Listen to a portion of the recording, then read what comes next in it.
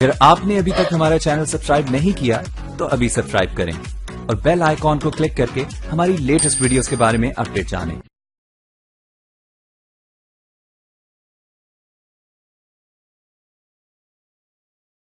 دوستو، نواب صادق محمد خان عباسی بھاولپور کے 1907 سے 1966 تک نواب رہے تھے۔ نواب صادق محمد اپنے والد کے انتقال کے بعد صرف 3 سال کی عمر میں بھاولپور کے نواب بن گئے تھے۔ ان کے بڑے ہونے تک ایک کونسل نے بھاولپور ریاست کے انتظامات کو سنبھالے رکھا تھا۔ پاکستان بننے کے بعد بھاولپور ریاست پاکستان میں شامل ہو گئی، لیکن ایک آزاد ریاست کی حیثیت سے کام کرتی رہی، جس کا اپنا خزانہ تھا اور اپنے امور وہ خود چلاتے تھے۔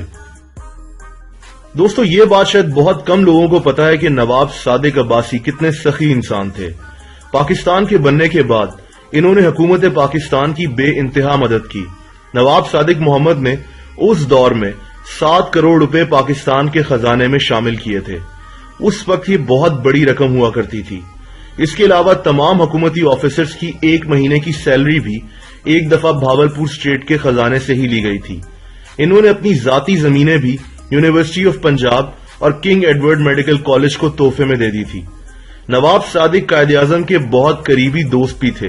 1955 میں بھاولپور پاکستان کا مکمل حصہ بن گیا، لیکن نواب صادق کو وہی پروٹوکول ملتا تھا۔ ایک دفعہ نواب صادق برطانیہ میں موجود تھے۔ یہ لندن میں موجود بانڈ اسٹریٹ پر عام سے کپڑے پہن کر گھوم رہے تھے۔ ان دنوں رولز رائس گاڑیاں دنیا کی سب سے قیمتی گاڑیاں سمجھی جاتی تھیں۔ نواب صادق وہاں پر موجود رولز رائس کے شو روم میں چلے گئے اور رولز رائس کے ڈیزائن اور قیمت کے متعلق پوچھنے لگے، لیکن نواب صاحب کے عام سے کپڑے دیکھ کر وہاں پر موجود سیلز مین نے نواب صاحب کی بے عزتی کر دی۔ اس کو لگا کہ نواب صادق اور بہت سے لوگوں کی طرح اس کا ٹائم ضائع کر رہے ہیں۔ اس کو نہیں پتا تھا کہ اس کے سامنے نواب آف بھاولپور کھڑے ہیں۔ نواب صادق نے اس وقت تو کچھ نہیں کہا اور لندن میں موجود اپنے گھر واپس آ گئے۔ وہاں انہوں نے اپنے سٹاف کو کہا کہ رولز رائس شو روم میں کال ملائیں اور ان کو کہیں کہ نواب آف بھاولپور ان کی گاڑیاں خریدنا چاہتے ہیں۔ رولز رائس کے اس شو روم کی انتظامیہ نے جب یہ سنا تو نواب صادق کے لیے باقاعدہ ایک کارپٹ بچھایا گیا اور ان کو ویلکم کرنے کے لیے سارے انتظامات کیے گئے۔ نواب صادق ایک رائل سٹائل میں رولز رائس کے شو روم پہنچے۔ انہوں نے رائل کپڑے پہنے ہوئے تھے اور ان کے ساتھ ان کے سٹاف کی ایک فوج موجود تھی۔ شو روم میں اس وقت 6 رولز رائس گاڑیاں موجود تھیں۔ نواب صادق نے وہ 6 کی 6 گاڑیاں خرید لیں اور ان کو پاکستان امپورٹ کرانے کا آرڈر دے دیا۔ نواب صادق کے پاکستان واپس پہنچنے کے کچھ عرصے کے بعد نواب صاحب کو 6 کی 6 رولز رائس گاڑیاں ڈیلیور ہو گئیں، لیکن پھر نواب صادق نے جو کیا وہ کسی نے سوچا تک نہ ہوگا۔ نواب صادق نے اپنی بے عزتی کا بدلہ لینے کے لیے اور رولز رائس کو سبق سکھانے کے لیے بھاولپور ریاست کے میونسپل ڈپارٹمنٹ کو حکم دیا کہ وہ ان 6 قیمتی رولز رائس گاڑیوں کو اپنے پاس رکھ لیں اور ان کے آگے جھاڑو اور موپ لگا کر ان سے شہر کی صفائی کا کام لیں۔ دنیا کی سب سے قیمتی اور ایگزیکٹو گاڑیاں بھاولپور میں کچرا اور کوڑا صاف کرنے اور اٹھانے کا کام کرنا شروع ہو گئیں۔ یہ خبر پوری دنیا میں دیکھتے ہی دیکھتے پھیل گئی اور رولز رائس کے لیے ایک بہت بڑا دھچکا ثابت ہوئی۔ ان کی اہمیت اس کی وجہ سے پوری دنیا میں کم ہونے لگی۔ یہ ایک مذاق بن گیا کہ اتنی مہنگی گاڑی تو ایک جگہ پر کچرا اٹھاتی ہے۔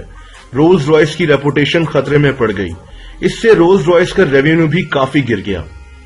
رولز رائس نے سارے معاملے کی تحقیق کرائی اور انہوں نے ایک ٹیلی گرام کے ذریعے نواب آف بھاولپور سے آفیشلی معافی مانگی اور ان سے ریکویسٹ کی کہ وہ رولز رائس سے یہ کام لینا چھوڑ دیں۔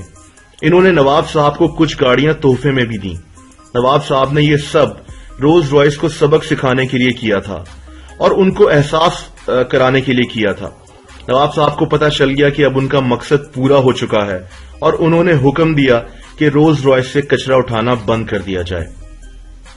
دوستو، ویڈیو کے آخری حصے میں آپ کو یہ بھی بتا دوں کہ یہ کہانی اور بھی بہت سے لوگوں کے ساتھ جوڑی جاتی ہے، جیسا کہ نظام آف حیدرآباد یا پھر مہاراجہ آف راجستھان کے ساتھ یا پھر مہاراجہ آف پٹیالہ بھوپندر سنگھ کے ساتھ۔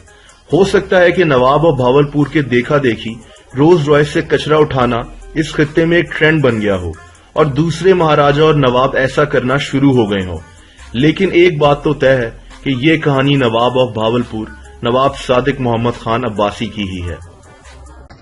مزید ایسی ہی ویڈیوز کو دیکھنے کے لیے ہمارے چینل کو سبسکرائب ضرور کریں اور براہ کرم ویڈیو کو لائک اور شیئر بھی کریں اور کمنٹ میں اپنی رائے کا اظہار بھی کریں۔